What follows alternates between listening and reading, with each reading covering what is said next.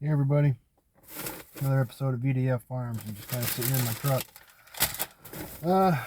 Today I'm going to talk, going to switch gears away from farming a little bit into trucks. I couldn't find any videos or anything on my truck. I'm eating while I'm doing this. So I have a 2019 Chevy 2500 heavy duty with a 6.6 duramax, 2-wheel drive. I got it. And I recently, well, I'm still finishing it up, had to reseal the upper and lower oil pan. The lower oil pan, there's plenty of videos on there. Couldn't find anything for the upper oil pan. Let me tell you, if you are a DIYer, that is a pain. I have a background in working on semis and other heavy equipment, so it wasn't too bad for me. So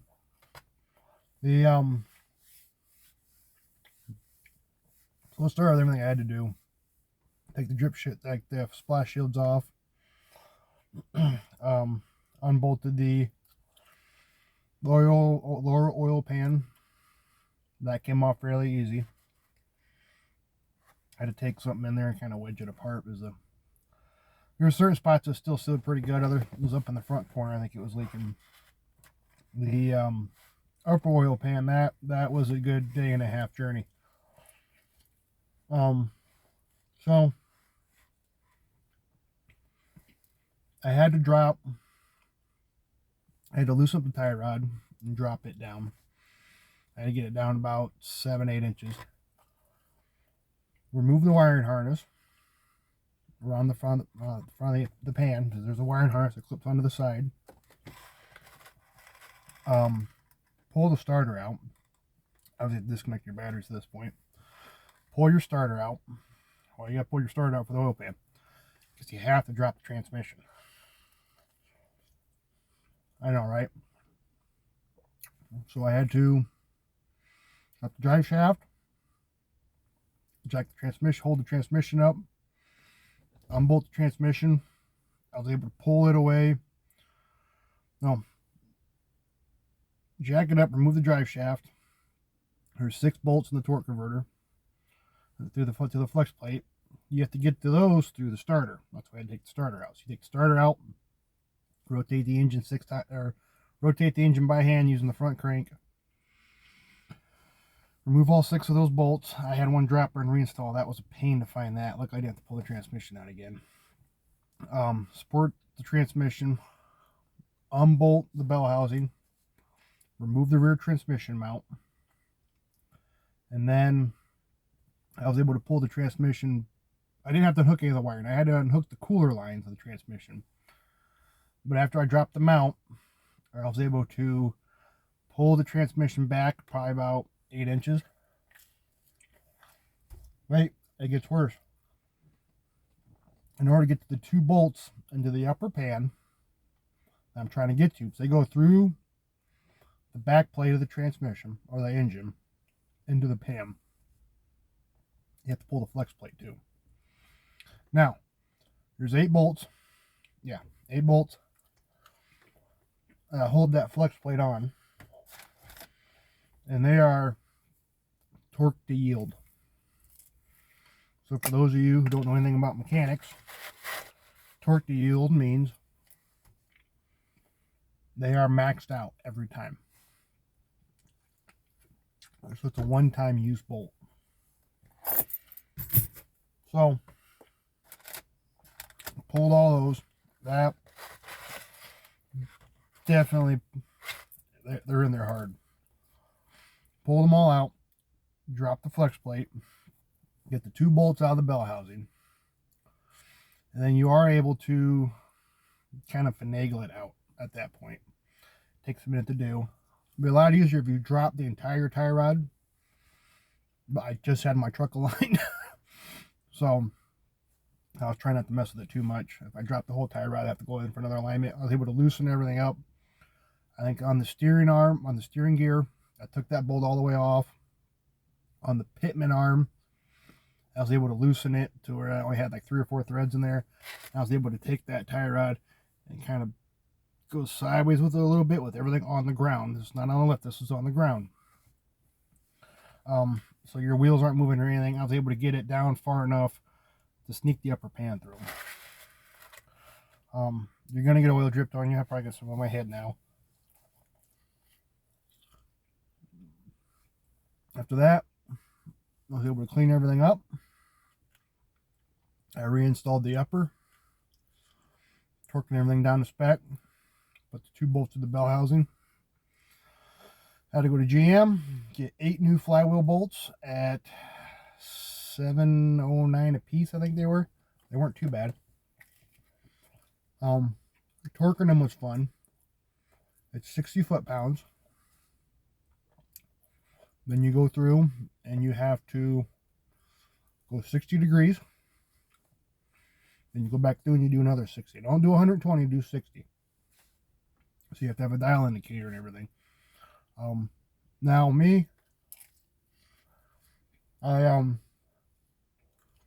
my background, working on semis, I Loctite everything. I'm going to regret it later on, but I Loctite everything. Blue Loctite, I don't use that red crap. So I put a little bit of Loctite on the bolts of the bell housing. Tighten those up. Then the bell housing bolts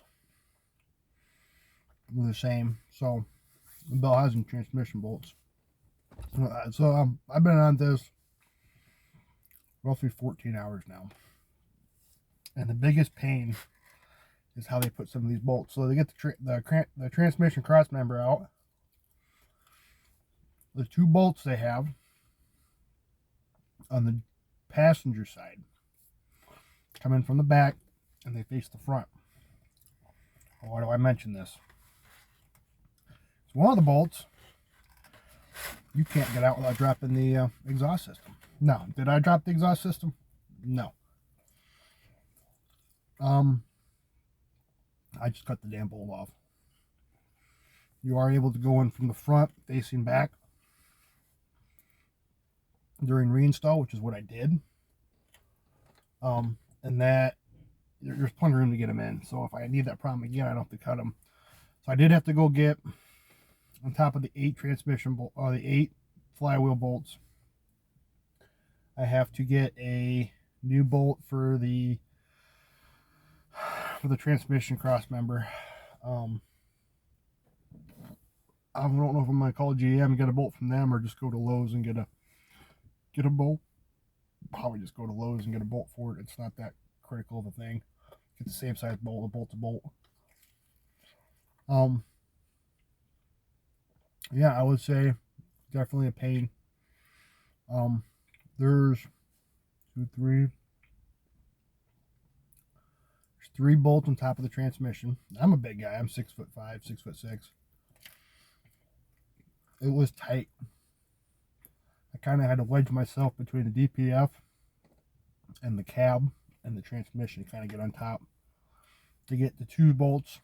So there's one on the very top and there's 2 right there that you cannot see from the bottom.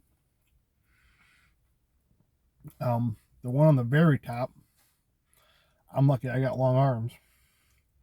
I kind of had to hug my transmission and go up there blind. There's a 13mm nut that holds your transmission dipstick. And there's behind that, there's a 15mm bolt that holds the transmission on. And I literally was wrapping around working blind. Something I've done before. So why am I making this video? It's not really farm related. I want to get it done, so I didn't make any videos of it while I was doing it. I apologize for that. Because I could not find any videos that explain this process. And I thought, you know, there's plenty of DIYers out there. There's plenty of people who try to do their own repairs, especially the Duramaxes. So I just figured I'd give a video on what it entails. So just to recap, lower transmission pan, drop the tie rod tube, pull the starter, bolts out of the torque converter, drop the drive shaft. After you drop the drive shaft, you can support the transmission. You can go on top, 3 bolts on top. You have to get from the top. 2 in there you have to get from the top. The one on the very top you have to go around because the cab is too close to the bolt. You can't get a socket in there. You can't get a extension or anything in there. Pull the flywheel back, or the transmission back. Drop the flex plate. 2 bolts out of the bell housing. Pull the rest of the bolts out, and you're able to finagle it out. Clean it. Reseal it. Go in reverse with new bolts for the flex plate. I think one of those are the only torque to yield bolt, I think, are on there. Those are really the only ones I was really concerned with, because everything else you can get without dropping anything, and I'm not pulling that transmission unless I absolutely have to. So there you go. Sorry I didn't get any videos or pictures of it. I've been kind of in a rush to get it done. But that is the process for removing the upper oil pan.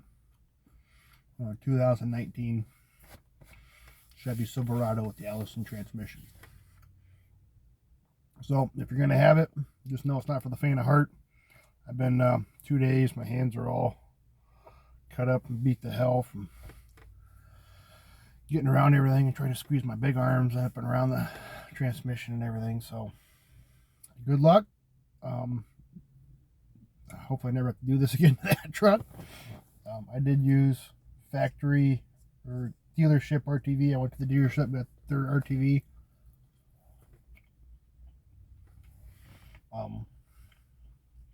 Yeah. That's not a one-day project. Maybe as if you have a lift and all this other fancy tools, but I don't. Have fun, be safe, and certain things are worth paying for. You have a good one, everybody.